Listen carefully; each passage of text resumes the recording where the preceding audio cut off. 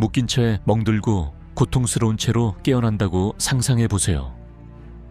당신의 마지막 기억은 나치와 싸웠던 것입니다. 그들은 가까이 있었습니다. 어두웠지만 주변이 눈에 들어오기 시작합니다. 검은색 SS 제복과 독일군 병사들의 차가운 얼굴이 보입니다. 이제 당신은 자신이 어디에 있는지 이해합니다. SS의 손에 떨어진 사람들이 어떤 일을 겪는지에 대한 이야기는 들었지만 여성인 당신은 무슨 일이 일어날지 확신할 수 없습니다. 그래도 가능성은 있습니다. 신문을 받거나 투옥될 것이라고 예상하지만 최악의 상황은 피할 수 있다는 일말의 희망에 여전히 매달립니다. 대부분의 경우 그 희망은 허사입니다. 당신을 기다리고 있던 운명은 누구도 상상하지 못했을 공포 속으로의 추락이었습니다. 당신은 군인이 아닙니다. 무기도 없습니다. 하지만 SS에게 당신의 존재, 당신의 민족성, 당신의 신념, 당신의 저항은 당신을 파괴할 충분한 이유입니다. 그들이 당신을 붙잡는 순간부터 그들에게는 자비가 없습니다. 그들은 당신을 트로피, 상징, 경고로 여깁니다. 당신의 정체성을 박탈하고 머리를 깎고 당신의 이름을 숫자로 바꿔 붙입니다. 그들은 당신을 단순히 가두는 데 그치지 않고 인간성을 말살합니다. 고문은 무작위적인 것이 아니라 체계적입니다. 고통은 하나의 정책입니다. 밤에 다른 여자들의 비명소리를 들으며 당신은 생존이 기정사실이 아니라 반항이라는 것을 깨닫기 시작합니다. 첫 번째 총알, 어머니, 딸, 그리고 동쪽의 무덤. 그들은 검은 제복을 입고 동유럽 도로에 먼지와 피의 흔적을 남기는 트럭을 타고 도착했습니다. 그들은 전투에 나설 군인처럼 보이지 않았습니다. 준비가 되어 있지 않았기 때문입니다. 소총을 든 적도, 참호도, 바리케이드도 그들을 기다리고 있지 않았습니다. 그들의 임무는 완전히 달랐습니다. 그들은 아인자츠 그루펜이었고 뒤에 남겨진 사람은 아무도 없었습니다. 이 부대는 1941년 6월 소련을 공격하는 동안 웨르마크트를 바로 따라가기 위해 파견된 진정한 이동식 학살 부대였습니다. 아인자츠 그루펜에 있는 사람들은 다른 사람들과 달랐습니다. 이것은 학살 수용소가 생기기 전이었고 사람들이 처형되는 방식은 훨씬 더 개인적이었습니다. 산업 분리로 운영되는 학살 수용소와 달리 아인자츠 그루펜은 종종 그들이 스스로 무덤을 파도록 강요한 후에 얼굴을 마주보고 총으로 사람들을 근거리에서 살해했습니다. 이들은 처형 전 심리적, 때로는 신체적 학대와 고문을 겪었습니다. 평범한 사람이라면 상상도 할 수 없고 비현실적인 상황이었습니다. 희생자들은 자신들이 곧 죽을 것임을 알고 울부짖으며 살려달라고 애원했지만 아무런 자비도 없었습니다. 많은 경우 희생자들은 여성이었고 어떤 이들은 아기를 품에 안고 있었고 어떤 이들은 눈에 띄게 임신한 상태였으며 모두 유대인, 로마인 또는 공산주의자라는 혐의를 받았습니다. 가장 악명 높은 학살 중 하나는 키이우 외곽 바비아라는 협곡에서 발생했습니다. 1941년 9월 29일과 30일 단 이틀 만에 3만 3천 명이 넘는 유대인이 처형되었습니다. 그 중에는 수천 명의 여성도 있었습니다. 유대인 배우이자 생존자인 디나 프로니체바는 옷을 벗고 줄을 서도록 강요당했던 일을 회상했습니다. 그녀는 나중에 1946년 키이우 재판에서 젊은 엄마가 아기에게 모유 수유를 하는 것을 봤습니다. 독일인이 아기를 데려가 기둥에 내리쳤습니다. 라고 증언했습니다. 그런 다음 그들은 여자를 총살했습니다. 방법은 체계적이었습니다. 피해자들에게는 이주 사실을 알렸습니다. 귀중품을 내놓으라는 명령을 받은 후 옷을 벗겼습니다. 옷은 재사용을 위해 깔끔하게 쌓였습니다. 여성과 아이들은 계곡 가장자리로 끌려가 이미 살해된 사람들의 시체 위에 눕게 한 다음 총살당했습니다. 때로는 무리지어 총살당하기도 하고 때로는 한 명씩 총살당하기도 했습니다. 리투아니아 바르바로사 작전의 흔적을 따라 북쪽으로 향하던 리투아니아 사진작가이자 레지스탕스 투사인 즈비 카두시는 샤울리아의 마을 근처에서 유대인 여성들이 처형되는 모습을 비밀리에 기록했습니다. 이후 전범 재판의 증거로 사용된 그의 사진들은 독일군 지휘해 지역 협력자들에게 처형되기 직전 손이 묶인 채 무덤 앞에 무릎을 꿇은 여성들의 모습을 보여줍니다. 어두운 블라우스를 입은 한 젊은 여성이 소총을 뒤로 든 채 고개를 살짝 돌립니다. 그녀의 얼굴은 히스테리가 아닌 평온함, 불안한 고요함을 담고 있었습니다. 아마도 그녀는 충격에 빠져 있었을 것입니다. 아마도 그녀는 더 이상 눈물을 흘릴 수 없었을 것이다. 아인자츠 그룹펜에 대한 가장 섬뜩한 사실 중 하나는 이들이 전범이나 살인자가 아니라 평범한 사람들, 즉 변호사, 교수, 학자들이었다는 것이다. 처형 과정에서 이들이 한 역할은 독일 국민이 나치즘을 세계관으로 얼마나 받아들였는지를 보여준다. 라인하르트 하이드리히 그리고 결국 하인리히 힘러의 직접적인 지휘 아래 그들의 임무는 명확했다. 전선 뒤편에 바람직하지 않은 요소들을 제거하는 것이었다. 이 두 사람은 홀로코스트를 지휘하는 단순한 관료가 아니라 진정한 과학주의자였으며 힘러는 직접 학살 수용소를 방문하기도 했습니다. 1941년 8월 민스크에서 그는 여성을 포함한 유대인 100명이 대량 학살당하는 것을 직접 목격했습니다. 친위대 장교 칼볼프가 작성한 보존 보고서에 따르면 힘러는 한 여성의 뇌 조직이 그의 코트에 튀었을 때 눈에 띄게 동요했다고 합니다. 아마도 코트 때문일 것이다.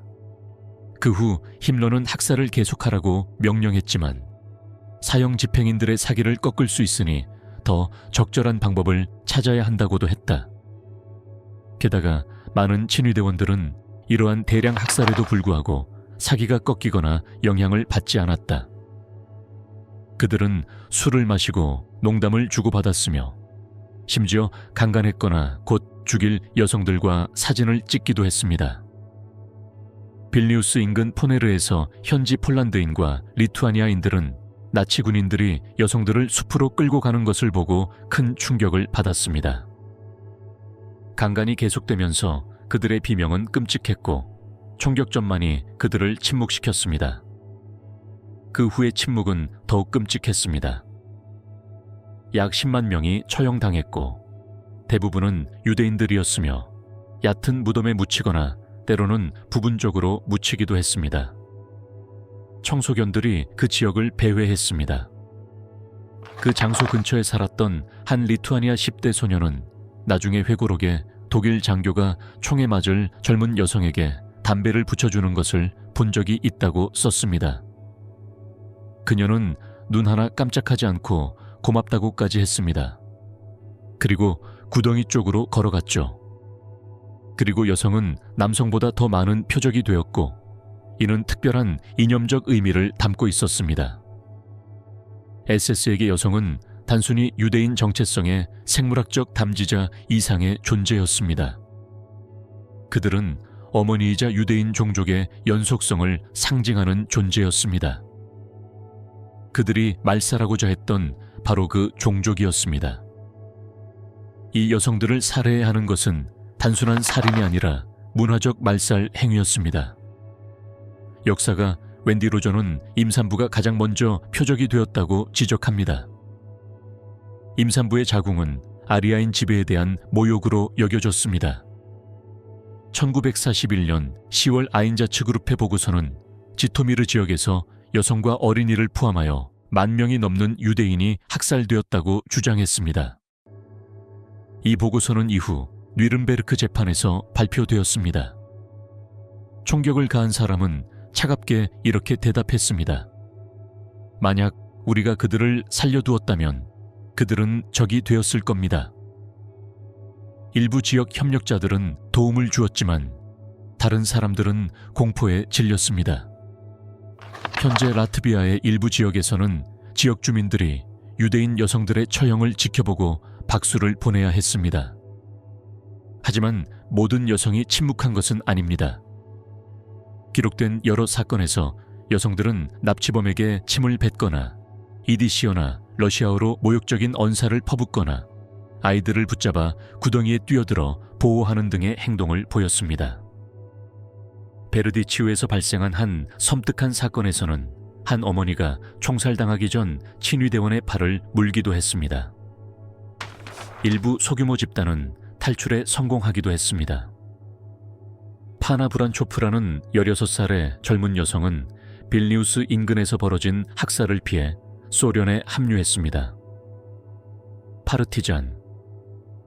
전쟁 후 그는 어머니와 누나가 도랑에서 처형당하는 것을 목격했다고 묘사했습니다. 아직도 어머니의 목소리가 기억납니다. 어머니는 저에게 도망치라고 하셨고 뒤돌아보지 않더라도 멈추지 마라라고 말씀하셨습니다. 1943년 말까지 아인자츠 그룹회는 100만 명이 넘는 유대인을 학살했는데 대부분은 여성, 어린이, 노인이었습니다. 어떤 살인자들은 후회하며 잊으려고 애썼지만 다른 이들은 그럴 수 없었습니다. 나중에 전쟁 범죄로 처형된 SS 장교 파울 블롭은 1942년 일기에 이렇게 썼습니다. 어떤 밤에는 그 여자들에 대한 꿈을 꿉니다. 그들은 침묵합니다. 그저 저를 응시할 뿐입니다. 붉은 여자들, SS가 소련 여성 수감자들에게 저지른 일. 나치 점령 하에 서유럽 일부 지역에서는 여성의 생존 가능성이 더 높았지만 소련에서는 그렇지 않았습니다. 소련 침공은 이미 이념적 십자군 전쟁이자 전멸 전쟁이었습니다. 나치에게 볼셰비즘은 유대인과 함께 근절되어야 했고 그와 함께 미래의 독일 정착민들을 위한 공간을 마련하기 위해 슬라브계 인구를 대량 학살했습니다. 이러한 상황에서 소련 여성들은 정치적, 인종적, 심지어 성적으로까지 온갖 종류의 분노의 표적이 되었고 소련군에는 많은 여성이 있었습니다. 거의 80만 명이 조국을 지키기 위해 입대했습니다. 그들은 간호사, 의사, 저격수, 무전수, 심지어 때로는 전차 지휘관까지 맡았습니다. 하지만 나치 이념에 물든 친위대와 국방군에게 이 여성들은 군인이 아니었습니다. 적어도 나치 이념에 따르면 이들은 가정주부로 여겨졌기 때문입니다. 이 소련 여성들은 여성의 모습으로 제국의 적이었습니다. 그들의 저항은 독일군에게는 부자연스러웠고 그들은 특별한 형태의 잔혹함에 직면했습니다.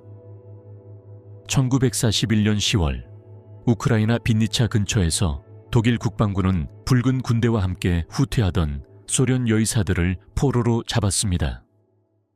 지역 주민들은 피투성이에 지친 채 군복을 입은 이 불쌍한 여성들이 마을 광장으로 끌려가는 모습을 지켜보았습니다. 그중 한 명은 20살 정도로 매우 어렸고 군인이 그녀를 당파이자 볼셰비키 음모자라고 부르는 선언문을 큰 소리로 낭독하는 동안 무릎을 꿇도록 강요당했습니다. 그녀의 이름은 기록되지 않았지만 한 지역 주민은 그녀를 생생하게 기억합니다. 그들은 그녀를 매춘부라고 불렀습니다. 한 군인이 그녀의 얼굴을 때리고 다른 한 군인이 뒤에서 발로 차기도 했습니다. 그녀는 울지 않았습니다. 그러고 나서 입에 총을 쏘았습니다. 이와 유사한 이야기들이 많이 있습니다. 아인자츠 그룹의 D 보고서에 따르면 이러한 장면들은 크림반도와 우크라이나 남부에서 흔히 볼 수 있습니다. 포로로 잡힌 소련 여성들은 강간당하고 신체가 훼손되고 대부분 공개 처형당했습니다. 일부는 목에 당파 또는 볼셰비키 암카에라고 쓰인 팻말을 걸고 나무의 알몸으로 교수형에 처해졌습니다. SS는 모든 사람에게 메시지를 보내고 싶어 했습니다. 저항, 심지어 여성들의 저항조차도 이해할 수 없는 잔혹함으로 짓밟힐 것이라는 메시지였습니다. 가장 끔찍한 사건 중 하나는 여성 빨치산에 대한 모독적인 처벌이었습니다. 때로는 이러한 처벌이 자신들을 돕거나 식량을 제공했다는 혐의를 받은 여성들에게도 적용되었습니다. 누가 범인인지는 중요하지 않았습니다. 모두가 대가를 치러야 했습니다. 벨라루스에서는 짧은 교전 끝에 마을 전체가 불에 탔고 전투원을 숨겨준 혐의를 받은 여성들은 고문과 살해를 당했습니다. 1942년 고르키 마을에서는 30명의 여성이 헛간에 갇혀 불태워진 아이들을 지켜봐야 했던 후 총살형에 처해졌습니다. 바비야르 학살 사건에 연루되어 뉘른베르크에서 유죄 판결을 받은 SS 대위 파울 블로벨은 소련 여성 전투원들을 늑대처럼 싸우고 짐승처럼 죽기 때문에 남성보다 더 나쁘다라고 묘사한 적이 있습니다. 그의 부대에서는 여성에게 처형 명령을 내리는 것이 일반적이었습니다. 파르티잔은 징계의 표적으로 이용될 수 있었습니다. 먼저 옷을 벗기고 구타하고 신병들에게 충성심과 복종심을 시험하기 위해 살해당했습니다. 많은 SS 장교들에게 이러한 처벌은 당연한 것이었고 심지어 강간조차도 묵인되었을 뿐만 아니라 동부 지역의 잔혹 행위의 일부로 조용히 용인되었습니다. 벨라루스와 폴란드에서 반파르티잔 전쟁을 담당했던 오스카 디를레방어와 같은 일부 병사들은 특히 악명 높았습니다. 이들은 다른 사람들이 여성에게 가장 끔찍한 범죄를 저지르도록 부추겼습니다. 그들의 남자들은 소련 여성들을 일상적으로 강간하고 고문했으며 때로는 가족들 앞에서도 자행되었습니다. 생존자들은 여성들이 나무에 묶인 채 총검과 곤봉으로 성폭행을 당한 후 산채로 화형당했다고 증언했습니다. 한 증언은 이 사건을 단 두 문장으로 묘사합니다. 그들은 성관계를 위해 그런 짓을 한 것이 아니었습니다. 천천히 죽이려고 그랬습니다. 하지만 항상 살인과 가학성 범죄만 저지른 것은 아니었습니다. 스몰렌스크에서 포로로 잡힌 소련 여성 저격수 예브게니아 라부티나는 게슈타포에게 며칠 동안 신문을 받았다고 합니다. 이는 전쟁 노력의 일환이었지만 가학성은 여전히 만연했습니다. 다른 수감자들의 증언과 문서에 따르면 그녀는 집단 강간을 당하고 손톱이 뽑힌 후 인근 적군 부대에 진지를 양보하라는 요구를 거부한 후 결국 머리에 총을 맞았습니다. 그녀는 24세였다. 그녀의 시신은 나중에 동료 여성 6명의 시신과 함께 얕은 무덤에 묻힌 채 발견되었다. 그들의 군복은 사라지고 얼굴은 알아볼 수 없었다. 하지만 그들은 여군뿐만 아니라 여성 전체를 표적으로 삼았다. 나치는 소련 여성들을 두려워했고 남성과 동등한 정치적 권력을 부여하는 국가의 상징으로 여겼다. 독일에서는 전통적인 성 역할, 즉 킨더, 퀴헤, 키르헤가 엄격하게 시행되었지만 소련에서는 여성들이 소총을 들고 정치 직책을 맡았다. 힘러는 이를 자연의 왜곡이자 독일 질서에 대한 모욕으로 여겼다. 1940년 초 그는 군복을 입은 소련 여성들을 마르크스주의 부패의 도구로 간주하며 무자비하게 제거해야 한다고 썼다. 그리고 그는 이를 달성하기 위해 할 수 있는 모든 것을 했다. 실제로 이러한 사고방식은 독일군에 만연했습니다. 파르티잔 여성은 남성보다 더 위험하다. 마을과 숲에 숨어 있다. 아이를 방패 삼아 삼는다. 반드시 제거해야 한다. 육군집단센터 보고서에 따르면 이러한 살인 패턴은 곳곳에서 반복되었습니다. 브리안스크와 스몰렌스크 숲에서는 헛간이나 지하실에 숨어 있다가 발견된 여성들이 구출되어 즉시 처형되었습니다. 설상가상으로 어떤 경우에는 스스로 무덤을 파야 했습니다. 벨라루스 마을에는 집단 묘지가 많았고 전후 소련위원회는 이후 수백 개의 집단묘지를 기록했습니다. 어떤 곳에서는 수백 구에 달하는 여성 유해가 발견되었는데 그중 많은 유해의 골반과 두개골이 산산이 조각난 차에 발견되어 처형 전 성적으로 학대받았음을 분명히 보여주었습니다. 그럼에도 불구하고 살아남은 사람들이 있었습니다. 유명한 스탈링그라드의 하얀 장미 리디아 리트비아크는 소련 여성 저항의 상징이 되었습니다. 여러 명의 독일 조종사를 결투에서 사살한 전투기 조종사였던 그녀는 1904 13년 격추된 것으로 추정되는 실종 사건으로 사라졌습니다. 하지만 그녀의 전설은 커졌고 무기가 아닌 침묵, 사보타주 또는 완강한 항복 거부로 저항했던 수많은 여성들의 숨겨진 이야기들이 함께 커져갔습니다.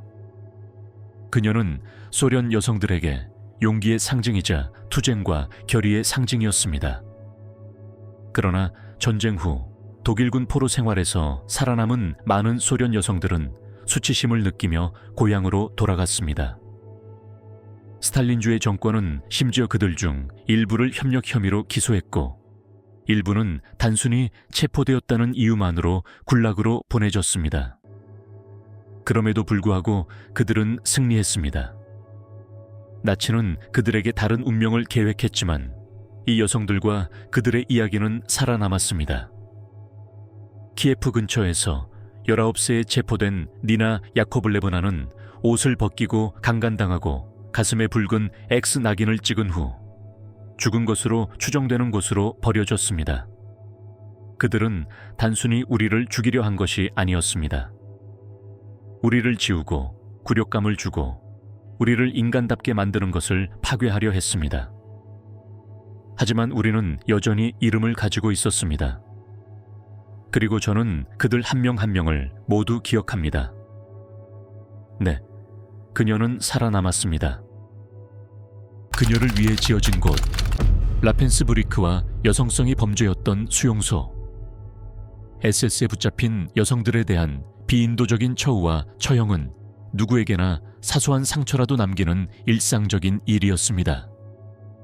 그러나 많은 여성들이 나치와의 첫 만남과 체포에서 살아남았습니다. 운이 좋았다는 표현은 의도적으로 제외되었는데 체포와 게슈타포의 신문에서 살아남은 사람들은 끔찍한 곳, 진정한 지옥으로 보내졌기 때문입니다. 베를린에서 북쪽으로 약 90km 떨어진 소나무 숲 그늘 아래에는 라펜스부리크가 있었습니다.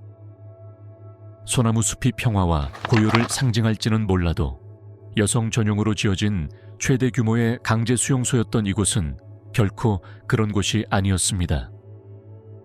트레블링카나 벨제츠 같은 다른 많은 수용소들과는 달리 라펜스부리크는 비밀 수용소가 아니었습니다. 대낮에도 기차는 매일 수감자들을 실어 나르며 지역 주민과 친위대 경비병들의 감시를 받았습니다.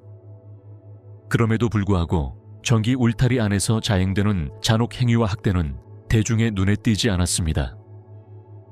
두꺼운 담장 뒤에는 하인리히 힘러의 직접적인 명령에 따라 조직적인 잔혹 행위로 자행된 나치 이념의 가장 섬뜩한 사례들이 숨겨져 있었습니다. 라펜스부리크는 전쟁 발발 전인 1939년 5월 힘러의 직접적인 명령으로 설립되었습니다. 그는 나치 사회 규범에 맞지 않는 여성들을 나치 관습에 따라 재교육하거나 그렇지 못할 경우 제거될 수 있는 완전히 별도의 시설을 건설하고자 했습니다. 이곳에는 온갖 종류의 여성들이 있었습니다. 어떤 여성들은 잠재적인 정치 전복자로 여겨졌고 어떤 여성들은 인종차별주의자로 또 어떤 여성들은 단순히 사회 부적응자로 여겨졌다고 힘러와 친위대는 말했습니다. 첫 번째 수감자들은 생존 가능성이 훨씬 높은 독일 여성들이었고 이들은 반사회적이라는 낙인이 찍혔습니다.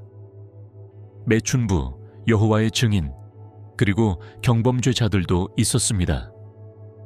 그러나 전쟁이 진행되면서 인구는 급격히 변했고 이념적 적들에 대한 끊임없는 무시로 인해 상황은 더욱 악화되었습니다. 1941년까지 수천 명의 유대인, 로마인, 그리고 소련 여성들이 기차에서 도착했고 그들과 함께 남성 강제 수용소와 유사한 폭력적인 체제가 이어졌습니다. 하지만 특히 성별에 따른 고통의 형태에서 약간의 차이가 있었습니다. 라펜스부리크에 도착하자마자 이 여성들은 비인간적인 대우와 유럽의 다른 어느 곳과도 완전히 다른 생활 환경, 즉 나치 수용소에서 흔히 볼 수 있는 환경에 적응해야 했습니다. 라펜스부리크에서의 삶은 이름과 정체성을 박탈당하는 것으로 시작되었습니다. 폴란드 정치범인 할리나 비렌바움, 야츠하리나 비렌바움은 수용소에서의 첫 시간을 이렇게 회상했습니다. 공기가 차가웠는데도 옷을 벗으라는 명령을 받았습니다. 한 여성 친위대 장교가 머리를 자르라고 소리쳤습니다. 거부하자 그녀는 저를 세게 때려 쓰러뜨렸습니다. 그러자 그들은 제 머리카락을 잡고 의자로 끌고 가 짐승처럼 털을 깎았습니다. 저는 더 이상 할리나가 아니었습니다. 삭발한 피부에 목소리조차 없는 존재가 되었습니다. 라펜스부리크의 여성들은 매우 충격적인 환영을 받은 후 재봉 작업장, 공장, 벽돌 공장에서 강제 노역을 해야 했습니다. 지멘스 시에멘스 회사는 근처에 작은 공장을 지었고 노예들은 굶주린 환경에서 12시간 교대 근무를 해야 했습니다. 물론 수감자들은 아무런 보수도 받지 못했고 지멘스는 막대한 이익을 챙겼습니다. 대부분의 여성들은 몇 달 만에 탈진이나 영양실조로 쓰러졌습니다. 전후 조사 과정에서 수집된 생존자들의 증언에 따르면 하루 배급량은 고작 300칼로리에 불과했습니다. 묽은 수프에 곰팡이 핀 빵이 전부였습니다. 이러한 영양실조는 수용소 셔플이라고 알려진 현상을 낳았습니다. 발을 들 수 없을 정도로 허약한 사람들이 보이는 느리고 부자연스러운 걸음걸이였습니다. 하지만 강제노동은 이 불쌍한 여성들에게 최악의 고통과는 거리가 멀었습니다. 바로 여성들이었습니다. 가장 끔찍한 만행을 겪은 사람들은 1942년 본격적으로 시작된 의학 실험을 견뎌야 했던 사람들이었습니다. 이들 의사 중 일부는 가학적인 성향을 지녔지만 그들의 행위는 본질적으로 가학적인 것이었을 뿐만 아니라 힘러가 구상한 새로운 인종 질서의 일부인 국가가 승인한 과학이기도 했습니다. 여성 수감자들, 특히 폴란드와 소련 여성들은 동의 없이 수술을 받았습니다. 의사들은 그들의 다리를 절단하고 장기를 적출하고 상처에 박테리아를 감염시켜 궤절을 연구했습니다. 나중에 토끼들로 알려진 86명의 폴란드 여성들은 반복적인 실험의 대상이 되었습니다. 많은 이들이 살아남지 못했습니다. 살아남은 이들도 영구적인 장애와 깊은 심리적 상처를 입었습니다. 이 여성들 중 한 명인 마리아 브로엘 플라터는 훗날 뉘른베르크 의사 재판에서 증언했습니다. 그녀는 당신은 고통받음으로써 독일이 전쟁에서 승리하도록 도울 것입니다. 라는 말을 들었다고 회상했습니다. 그녀의 다리는 절단되어 고의로 클로스트리디움 박테리아에 감염되었고 그 후 상처는 반복적으로 다시 절개되어 병변의 진행 과정을 관찰했습니다. 그녀는 결코 마취제를 투여받지 않았습니다. 그러나 이러한 사악한 실험은 수감자들에게 가해진 유일한 폭력이 아니었습니다. 어떤 이들은 간수들에게 매일 구타당했습니다.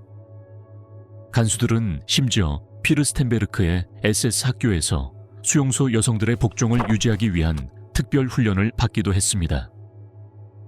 그러나 잔혹함이라는 측면에서 다른 모든 이름들보다 두드러지는 이름이 하나 있습니다. 그녀는 모든 간수 중 가장 두려운 존재였습니다.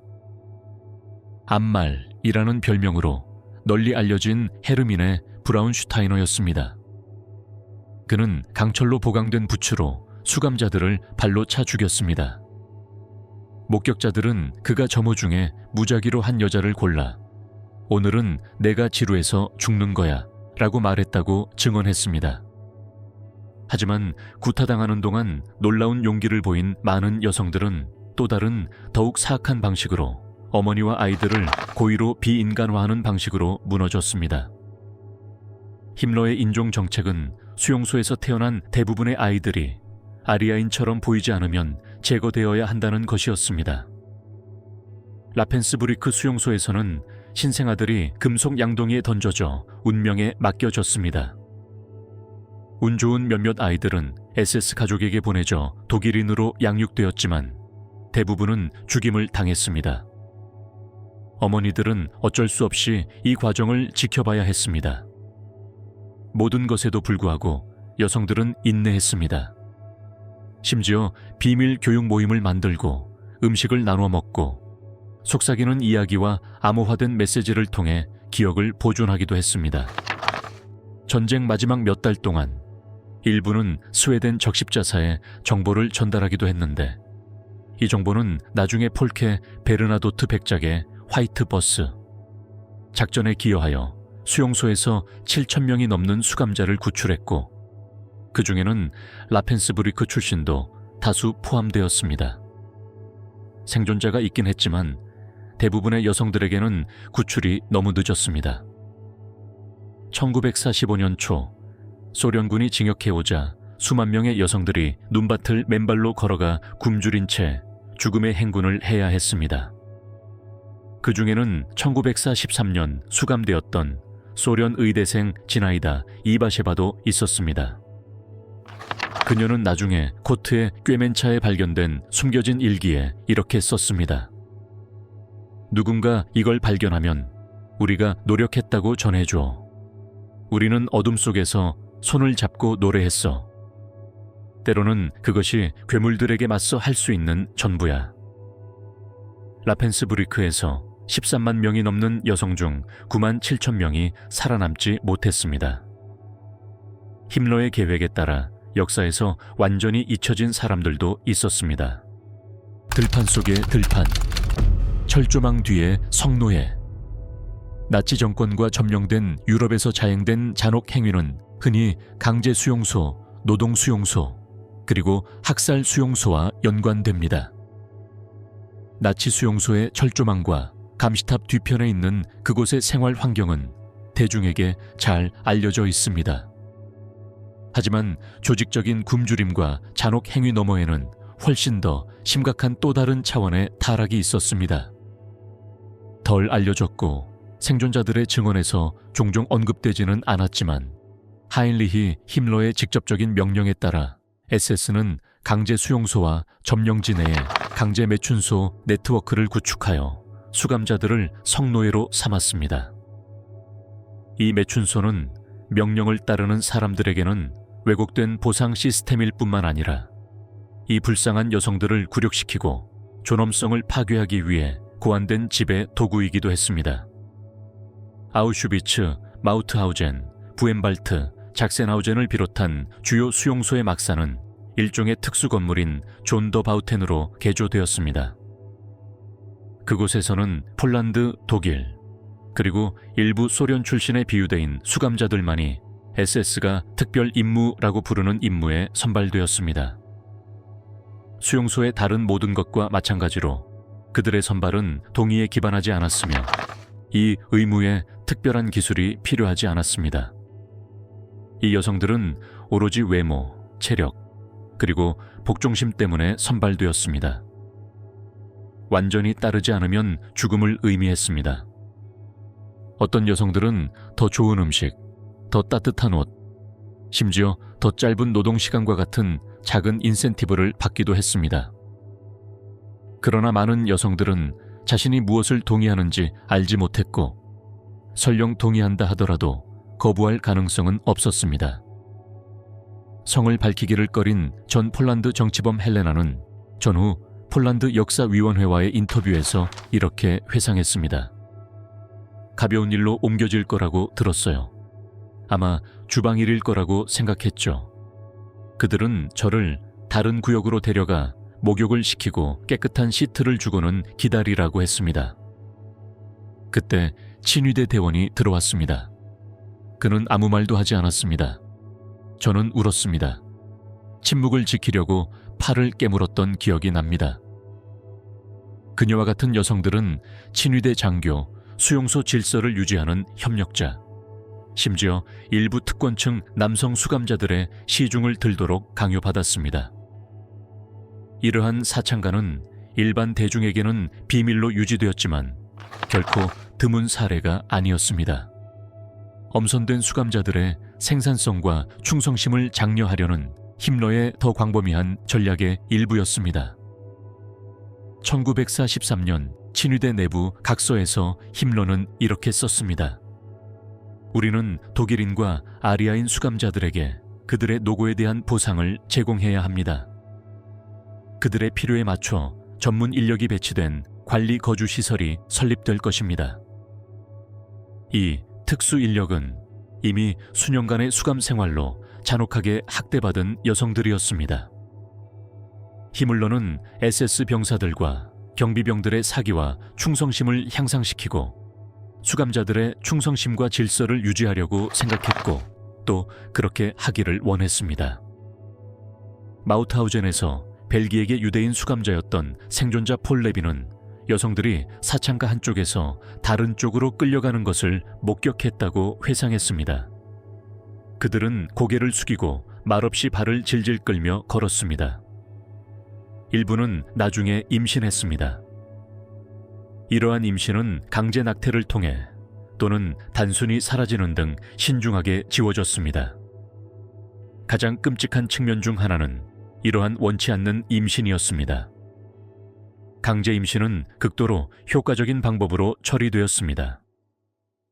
낙태는 자격이 없는 SS 의사에 의해 마취 없이 종종 비위생적인 환경에서 수행되었습니다. 대부분의 임산부는 이 과정에서 살아남지 못했습니다. 아이가 태어나면 거의 항상 살해되거나 양동이에 담겨 익사하거나 교살되거나 얼어붙은 야외에 버려졌습니다. 어떤 경우에는 출산 직후 처형되었습니다. 노예의 아이는 힘러의 아리아인 비전에 자리할 수 없었습니다. 그리고 다시 한번 유대인은 예외였습니다. 유대인 여성들은 사창가에서 체계적으로 배제되었고 이는 그들에 대한 어떠한 연민의 표시도 아니었습니다. 반대로 나치의 인종교리는 유대인과의 성적 접촉을 라센샨데, 인종 모독으로 규정하여 처벌 가능한 범죄로 규정했습니다. 그러나 나치 수용소와 같은 무법지대에서는 이 규칙이 종종 무시되었는데 특히 외딴 수용소와 야전 사창가에서는 친위대 대원들과 그 협력자들이 아무런 처벌도 받지 않고 유대인 여성들을 강간했습니다. 일부 자료에 따르면 고위 친위대 장교들조차 유대인 애인을 두었다고 합니다. 우리는 이 여성들에게 어느 정도 선택권이 있었을 것이라고 추측할 뿐입니다. 저항은 다른 사람들을 공포에 떨게 하기 위한 사형이나 공개 처벌을 의미했습니다. 때로는 두 가지 처벌이 병행되기도 했습니다. 이 시기에 성에 초점을 맞춘 체코 홀로코스트 역사가인 안나 하이코바는 전후 증언과 편지를 발견했는데 그 내용에 따르면 이러한 매춘굴에 있던 일부 여성들은 다른 사람들을 보호하기 위해 자신을 대신 내어주려고 했으며 이는 굴욕과 비인간화와는 대조적으로 필사적인 저항과 인간성의 행위였다. 비슷한 사례로 여동생을 보호하기 위해 사창가에서 일하겠다고 자원한 체코 공산주의자 마르타의 경우가 있습니다. 마르타는 부엠발트에서 사창가 본부로 걸어가는 모습이 마지막으로 목격되었습니다. 그녀는 돌아오지 않았습니다. 그러나 이러한 사창가는 수용소에만 국한되지 않았습니다. 폴란드, 우크라이나, 발트해 국가의 점령지에도 설립되었습니다. 이들은 웰막스보델레 또는 펠보델레로 알려졌으며 전선을 순환하는 독일군과 SS 부대를 대상으로 했습니다. 지역 여성들은 구금되어 사수하거나 날조된 범죄로 기소되거나 단순히 공산주의 동조자로 의심되어 이러한 집에 강제로 끌려갔습니다. 어떤 경우에는 독일군이 변명조차 하지 않았습니다. 생존자들은 훔친 물건이나 담배로 돈을 지불한 낯선 사람들에게 하루에 수십 번씩 강간당했다고 회상합니다. 바르샤바에서는 그러한 사창가 하나가 징발된 집에서 공개적으로 운영되었습니다. 폴란드 독일 범죄 중앙조사위원회에 따르면 80명이 넘는 여성이 동시에 그곳에 억류되어 있었으며 그중 다수가 미성년자였습니다. 전쟁에서 살아남은 사람은 거의 없었습니다. 탈출을 시도하다가 총에 맞은 사람도 있었고 치료받지 못한 성병으로 사망한 사람도 있었으며 많은 경우 사망으로 사망했습니다. 이러한 성적 잔혹 행위는 우연이 아니었습니다. 이는 모두 힘러의 비인간화를 통한 지배 계획의 일부였습니다. 그는 여성의 몸을 문화적, 인종적 저항의 상징으로 삼았습니다. 그러나 전쟁이 끝났다고 해서 생존자들의 고통이 끝난 것은 아니었습니다. 이 사창가에 갇힌 많은 여성들이 침묵당했습니다. 트라우마나 수치심 때문에, 그리고 그들을 희생자로 보지 않는 전후 사회의 압력에 의해 침묵당했습니다. 어떤 경우에는 부역자나 매춘부로 낙인 찍히기도 했습니다. 하지만 수십 년이 지나서야 일부는 목소리를 되찾았습니다. 1990년대에 라펜스부리크 기념관은 마침내 사창가에서 강제 노역을 당한 여성들을 위한 상설 전시관을 마련했습니다. 폴란드 수감자이자 언더그라운드 작가인 조피아 코삭의 말이 있습니다. 더 낮은 곳은 없었습니다. 그럼에도 불구하고 그들 중 일부는 밤에 노래를 불렀습니다. 조용히, 서로를 위해, 죽은 자들을 위해, 자신들이 여전히 여자임을 기억하기 위해. 고통의 표, 자궁에 대한 힘러의 전쟁. 점령된 유럽의 여성들은 끔찍한 고통을 견뎌냈지만 평범한 인간의 머리로는 이해할 수 없는 악몽 같은 일들이 있습니다. 수용소에서 무슨 일이 일어났을지 누가 믿었든 진실은 아마도 훨씬 더 끔찍했을 것입니다. 그리고 나치가 말했듯이 최악의 잔혹 행위 중 일부는 과학의 이름으로 자행되었습니다. 집착은 그가 적으로 간주하고 그들이 건설하고자 했던 아리아 세계에 통합될 수 없다고 여긴 사람들을 말살하는 데서 끝나지 않았습니다. 그것은 그가 바람직하지 않다고 여긴 사람들의 신체까지 확장되었습니다. 의학 발전과 사회공학을 핑계로 힘러는 일련의 끔찍한 불임 수술과 부인과 실험을 승인했는데 이는 주로 로마인과 유대인 여성, 그리고 소련 포로들을 대상으로 했습니다. 이러한 집단들이 이러한 실험에 가장 자주 이용된 것으로 여겨졌지만 다른 포로들 또한 실험 대상이 되었는데 가장 유명한 것은 많은 사람들에게 죽음의 천사로 알려진 요제프 맹겔레에 대한 실험이었습니다. 이 끔찍한 행위들은 조직적이고 국가가 주도한 인권 침해였지만 돌이킬 수 없는 물리적 폭력을 통해 유럽의 미래를 재편하려는 계획적인 시도였습니다. 소비보르나 트레블링카 같은 학살 수용소는 다른 수용소들처럼 실험적이지 않았습니다. 오로지 학살만을 목적으로 했기 때문입니다. 그러나 아우슈비츠 비르케나우 수용소는 수감자들을 대상으로 한 의학 연구로 유명해졌습니다. 이러한 실험의 대부분을 담당했던 주치의는 전쟁 전 독일에 저명한 산부인과 의사였던 칼 클라우베르크 박사였습니다. 그는 아우슈비츠 10번 수용소에서의 활동으로 유명해졌습니다. 그곳에서 그는 수백 명의 유대인과 로마 여성을 대상으로 실험을 했는데 자궁경부에 부식성 화학 용액을 주입하여 영구적인 불임을 유발했습니다. 이러한 주사는 종종 극심한 통증, 폐혈증, 그리고 사망을 초래했습니다. 마취도 없었고 다른 선택의 여지가 없었습니다. 폴란드 레지스탕스 대원 야드비가 지도는 뉘른베르크 의사재판에서 이렇게 증언했습니다. 그들은 우리에게 화학물질을 투여했습니다. 마치 불처럼 뜨거운 열기와 그 후 어둠이 찾아왔던 것을 기억합니다. 열이 나서 걸을 수 없어 잠에서 깼습니다. 간호사 중 한 명이 더 이상 아이를 가질 수 없게 될 거야. 라고 속삭이기 전까지는 그들이 우리에게 무슨 짓을 하고 있는지 알 수 없었습니다. 라펜스부리크에서는 불임 수술이 잔혹한 외과 수술 연구와 결합되는 경우가 많았습니다. 헤르타 오버호이저를 비롯한 나치 의사들은 수감자들에게 뼈 이식, 신경 절제, 상처 감염 등의 실험을 자행했습니다. 여성들에게 궤저성 배양액을 주사하거나 다리를 골절한 후 부적절하게 접합하여 그 효과를 관찰했습니다. 이 실험은 치유 연구로 묘사되었습니다. 나치에 따르면 실제로는 인체 연구를 위한 것이었고 그것이 그들의 목표 중 하나였습니다. 하지만 두 번째 목표는 분명했습니다. 여성의 신체를 어떻게 훼손하고 통제하고 궁극적으로 불임으로 만들 수 있는지 시험하는 것이었습니다. 이렇게 하여 그들은 적대 종족의 생존을 막고자 했습니다. 그들에게는 환자의 생존 여부가 중요하지 않았습니다. 중요한 것은 시술과 관찰이었습니다.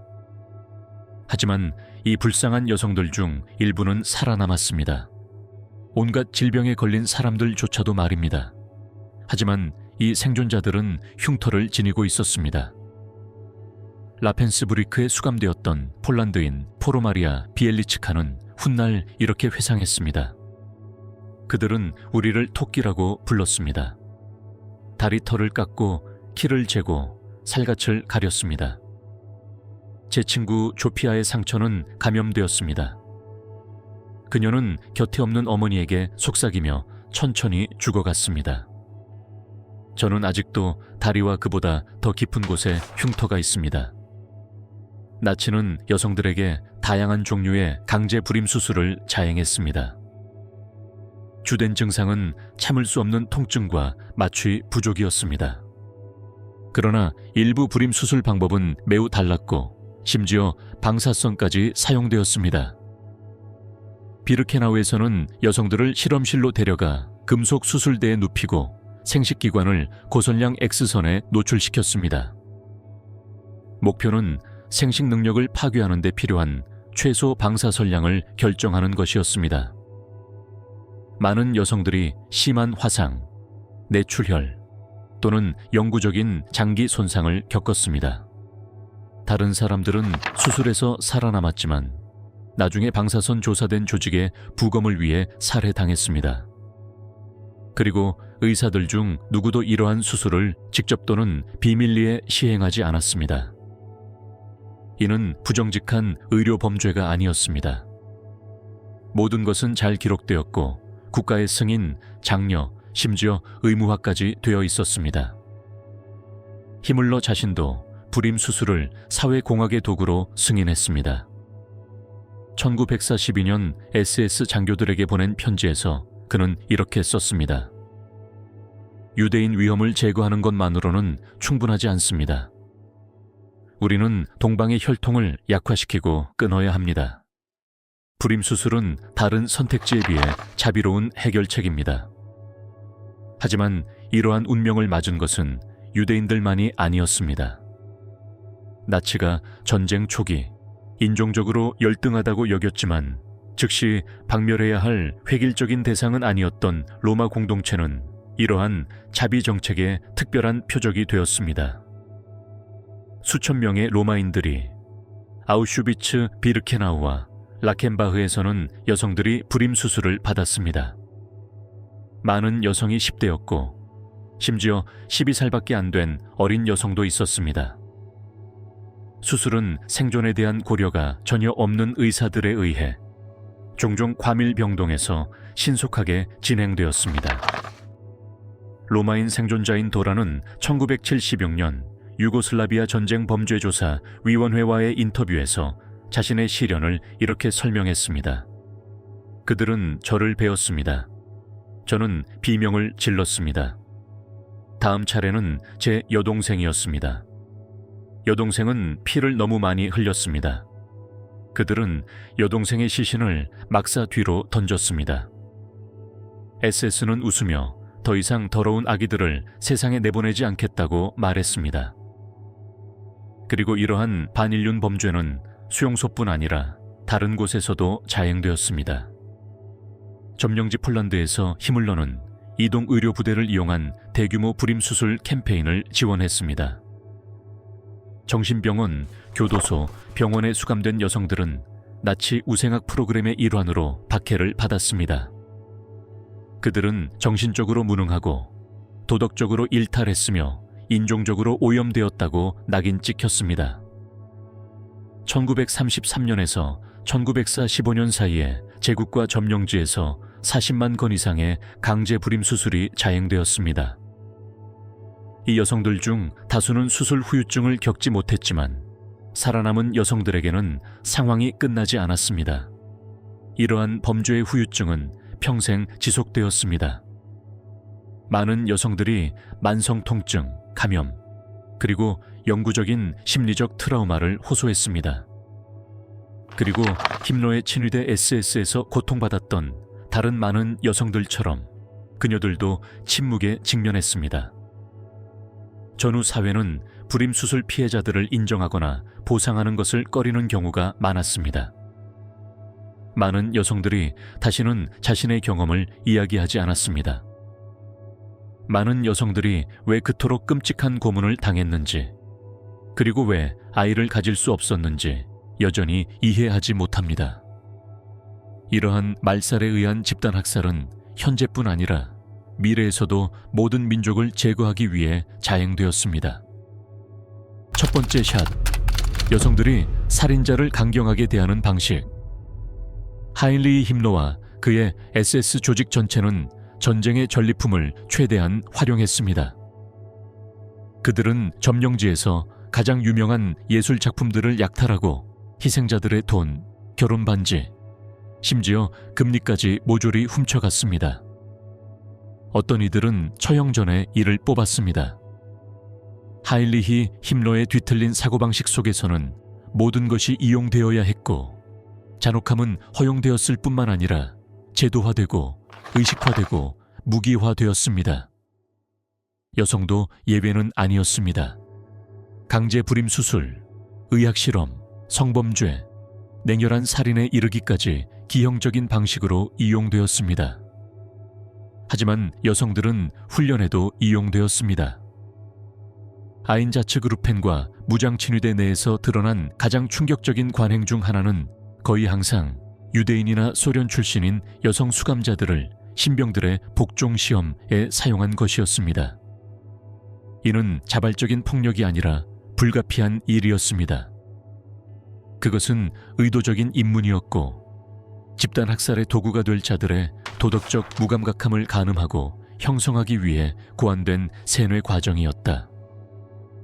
남아있는 보고서와 전후 증언에 따르면 특히 동부의 이동식 학살 부대에 배치된 신입 SS 대원들은 실제 명령을 받기 전에 첫 번째 임무를 부여받는 경우가 많았다.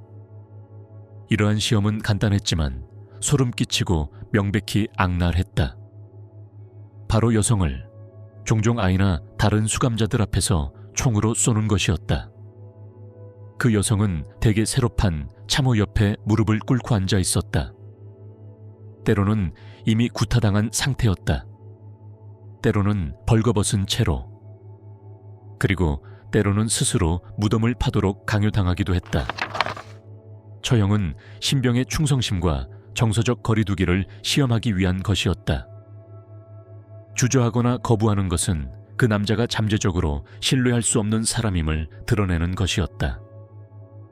아인자츠그룹의 D 사령관이었던 SS 장교 오토 올렌도르프는 뉘른베르크 전범 재판에서 이러한 관행을 확인했습니다.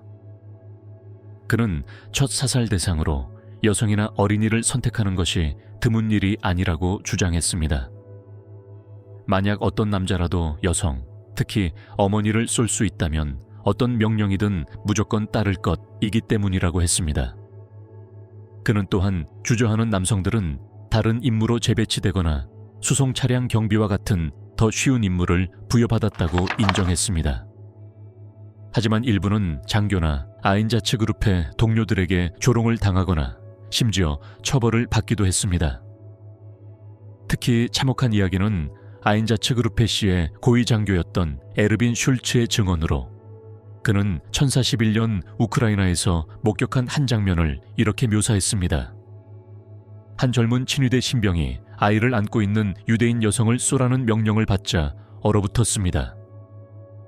그 여성은 참호 옆에 무릎을 꿇고 아이에게 무언가를 중얼거렸습니다. 그 신병이 쏘기를 거부하자 그의 상관은 쏘지 않으면 데려가 라고 소리쳤습니다. 공황 상태에 빠진 신병은 총을 쏘았습니다. 총알은 먼저 아이에게 맞았고 그 다음 흐느끼는 어머니를 쏘았습니다. 우크라이나 두부노에서 대량 처형을 목격한 독일 엔지니어 헤르만 그레베를 비롯한 다른 목격자들도 비슷한 입문 장면을 묘사합니다. 뉘른베르크에서 증언한 그레베는 이렇게 회상했습니다. 20살도 채 되지 않아 보이는 젊은 여성이 6살쯤 된 소녀의 손을 잡고 있는 것을 보았습니다. 그들은 구덩이 가장자리로 끌려갔습니다. 한 친위대 대원이 총을 겨누었습니다. 여자는 돌아서서 그를 바라보았습니다. 그녀는 비명을 지르지 않았습니다. 그는 잠시 망설였습니다. 그때 다른 장교가 다가와 뭘 기다리고 있는 거냐 라고 소리쳤습니다. 그는 두 사람 모두를 쏘았습니다. 안타깝게도 처음에 망설였던 거의 모든 사람들은 상사의 가벼운 쿡 찌르기나 고함만으로도 그 끔찍한 임무를 수행할 수 있었습니다. 그들은 마음속으로 단순히 명령을 따르거나 처벌이 두려워 그 임무를 정당화했습니다. 나중에 많은 사람들이 주장하기를 시간이 지나면서 그저 눈앞에 있는 사람들을 보지 않게 되었다고 합니다.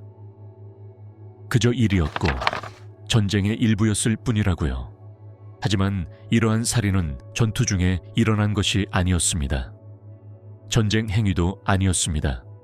그것은 남성들의 양심을 무감각하게 만들고 파괴하기 위해 계획되고 행해진 비인간적인 의식이었습니다. 안타깝게도 이러한 비인간적인 의식은 성공적이었습니다. 그리고 여성들은 우연히 선택된 것이 아니라 의도적으로 선택되었습니다. 힘러가 이끄는 SS 상관들은 살인자들에게서 기사도 정신, 공감, 그리고 도덕적 절제라는 개념을 완전히 없애고자 했습니다. SS 앨범과 소련 기록 보관소에서 발견된 사진 증거에는 속옷 차림의 여성들이 구덩이 또는 참호 가장자리에 줄지어 서 있는 모습이 종종 등장합니다. 소총을 든 무표정한 남자들이 지켜보는 모습이죠.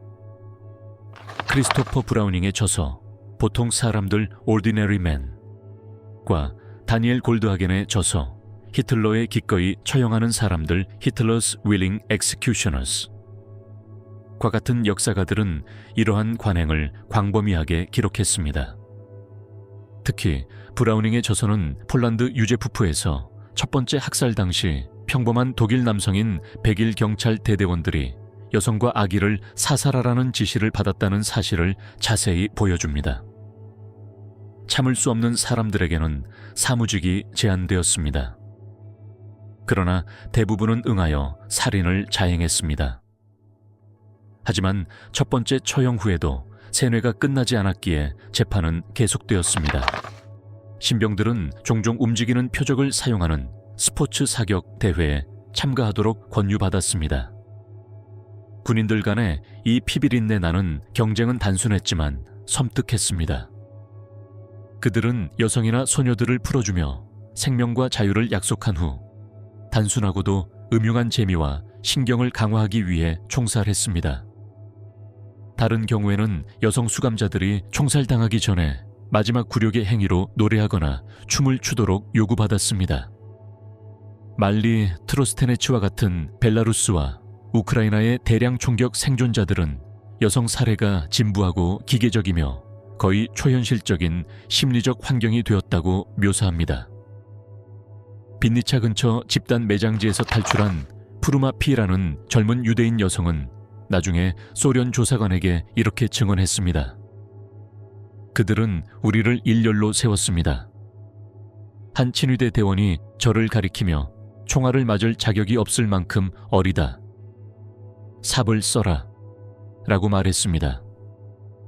저는 그들이 제 이모를 쏘는 것을 보았습니다. 나중에 신병이 울었습니다. 장교는 웃으며 한 번만 더 하면 다시는 그런 일이 없을 것이다 라고 말했습니다. 이러한 복종시험은 나치 정권에게 매우 중요했습니다. 그들의 임무는 집단 학살이었고, 그러기 위해서는 병사들이 이념적으로 세뇌되어야 했을 뿐만 아니라 심리적으로도 조종당해야 했습니다.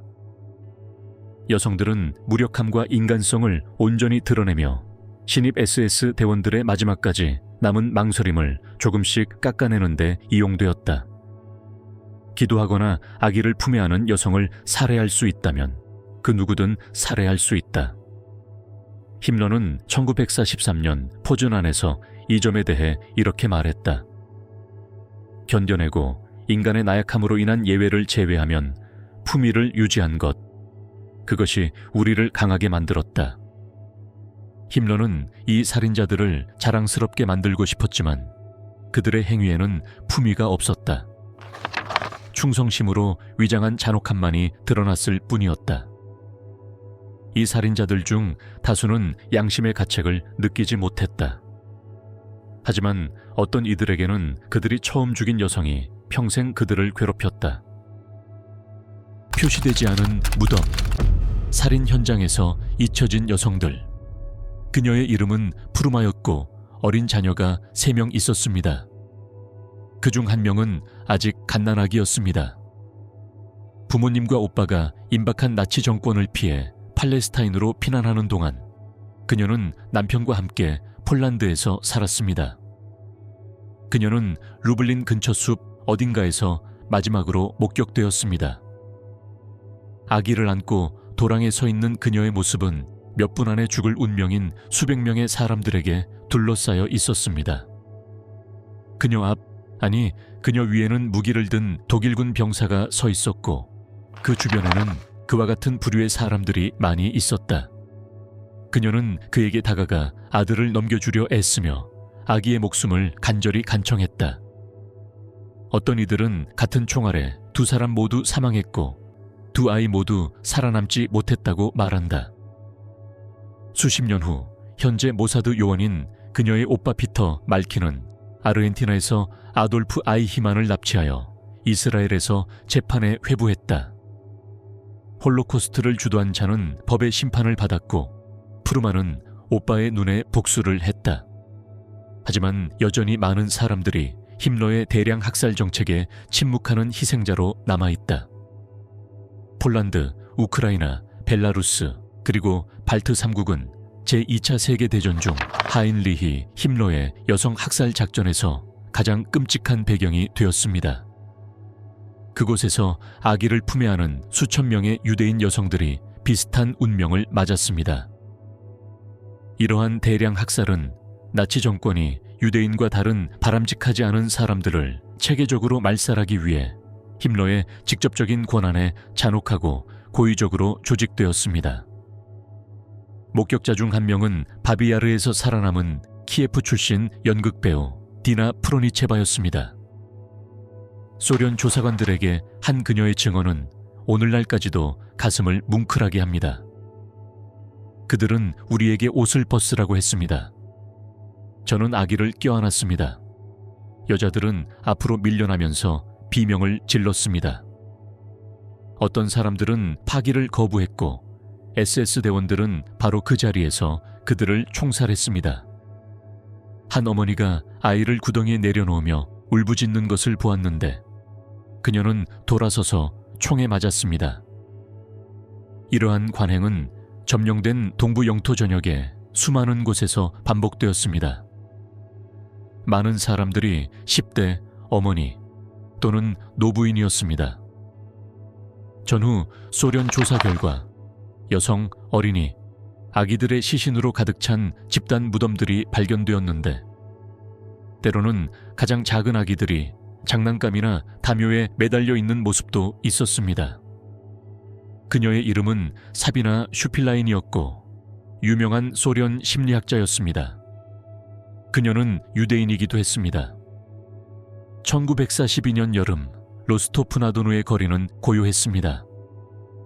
칼 융의 지도를 받고 지그문트 프로이트에게 영향을 준 성우적인 정신분석학자 사비나 슈필라이는 더 이상 문필가가 아니었습니다. 그녀는 두 딸, 29세의 레나타와 16세의 에바를 품에 안고 있는 어머니였습니다. 이미 거리에는 소문이 돌고 있었습니다. 나치 기동 학살 부대인 아인자츠그루페 D가 유대인들을 잡아들이기 시작했다는 소문이었습니다. 1942년 8월 11일 그들은 뱀 계곡에 도착했습니다. 그날 아침 사비나와 그녀의 딸들은 집을 떠나야 했습니다. 어떤 심리학적 이론도 이를 설명할 수 없었습니다. 그처럼 차갑고 기계적인 질병에 대한 분석은 존재하지 않았습니다. 협곡은 이미 준비가 되어 있었습니다. 수천 명의 사람들이 그들 앞에서 행진했습니다. 남자, 여자, 아이들. 해질 무렵 2만 7천 명이 넘는 사람들이 그 도랑에 누워 있었습니다. 그리고 나서 팡파르도 없이 재판도 없이 명단에 이름조차 없는 채 사비나 슈필라이는 S에 의해 딸들과 함께 처형되었습니다. 범죄를 저질렀다는 이유 때문이 아니라 유대인이라는 이유, 그리고 유대인이라는 것만으로도 충분하다고 정권이 판단했기 때문입니다. 그녀의 시신은 결코 발견되지 않았습니다. 그녀의 무덤에는 묘비도 없습니다. 역사가 레이몬드 브라이트바트는 동부전선의 잔혹 행위를 연구하면서 처형 방법론을 다음과 같이 묘사했습니다. 처형은 잔혹하고 개인적인 것이었습니다. 흐느낌과 사빗땅을 치는 소리만이 침묵을 깨뜨렸습니다. 그 후 총성이 울려 퍼졌고 때로는 비명이 들리고 침묵이 흘렀습니다. 발트 3국에서도 이러한 양상은 비극적으로 유사했습니다. 빌라 인근 파네리아이 같은 곳에서는 수만 명의 유대인 여성과 아이들이 조직적으로 살해당했습니다. 목격자들은 마지막 순간의 섬뜩한 순간들을 생생하게 묘사합니다. 빌라 게토 생존자 에스더 골드버그는 이렇게 회상했습니다. 여자들은 손을 잡고 울부짖었습니다. 아이들이 비명소리를 듣지 못하도록 조용히 노래를 불렀습니다. 그러자 친위대가 고함을 지르며 그들을 구덩이로 밀어 넣었습니다. 총소리가 들렸고 그 후 침묵이 흘렀습니다. 힘러의 학살 작전은 오늘날까지도 치밀하게 계획된 이 대량 학살 사건으로 기억되고 있습니다. 그는 이러한 대량 총격 사건을 유대인 문제에 대한 해결책일 뿐만 아니라 지역 주민들을 공포에 떨게 하고 잠재적 저항을 제거하는 수단으로 여겼습니다. 힘러와 그의 팀은 많은 여성들을 강제 수용소로 이송하는 것을 명시적으로 금지했습니다. 대신 자원 절약과 탈출 방지를 위해 여성들은 즉시 처형되는 경우가 많았습니다. 이 정책은 독일군과 지역 주민들이 목격한 끔찍한 장면들로 이어졌습니다. 엄청난 규모에도 불구하고 일부 여성들은 작지만 의미 있는 방식으로 저항했습니다. 벨라루스와 우크라이나의 유대인 게릴라 집단에는 대량 처형을 피해 무장 저항에 참여한 여성들도 포함되어 있었습니다. 그들은 남겨진 이들, 떨리는 손으로 무덤을 파야 했던 어머니와 딸들의 기억을 품고 있었습니다. 나중에 구술사 인터뷰에서 그 당파 중 한 명인 파니아 브란초프스키는 이렇게 회상했습니다. 우리는 침묵 속에서 죽음을 받아들이기를 거부했기에 살아남았습니다. 우리가 싸울 때마다 그것은 죽음을 받아들일 수 없었던 여성들을 위한 것이었습니다. 이러한 대량 처형은 인류 역사상 가장 어두운 장 중 하나입니다. 이는 심리적인 이유로 끝난 잔혹한 전쟁의 상징이었지만 이 불쌍한 여성들 때문이 아니었습니다. 많은 병사들이 더 이상 참전할 수 없었기 때문입니다. 그럼에도 불구하고 이러한 대량 처형은 훨씬 더 끔찍한 학살 도구인 가스실로 이어졌습니다. 발문. 하인리히 힘러와 그의 친위대가 제2차 세계대전 중 포로 여성들을 상대로 자행한 행위는 단순히 전쟁의 연장선이 아니라 고의적인 테러, 비인간화, 그리고 체계적인 학살 작전이었습니다. 아인자츠그루펜이 즉시 처형한 사건부터 여성 전용 수용소의 참상, 강제 불임 수술, 성노예, 그리고 심리적 복종 시험까지 모든 행위는 이 여성들의 존엄성과 희망, 그리고 생명 자체를 앗아가기 위해 고안되었습니다. 고통받았던 여성들과 살아남아 자신의 이야기를 들려준 여성들은 무자비하게 전체 주민을 말살하려 했던 정권이 촉발한 증오의 진정한 대가를 보여줍니다. 그러나 이 악몽 속에서도 역사 곳곳에 보존된 증언들은 상상할 수 없는 악에 직면하더라도 인간의 정신은 영원하다는 강력한 메시지를 전달합니다. 생존자들의 목소리는 목숨을 잃은 이들의 기억을 생생하게 되살립니다. 목숨을 잃었지만 침묵을 거부하는 어머니, 딸, 자매, 친구들의 이야기 말입니다.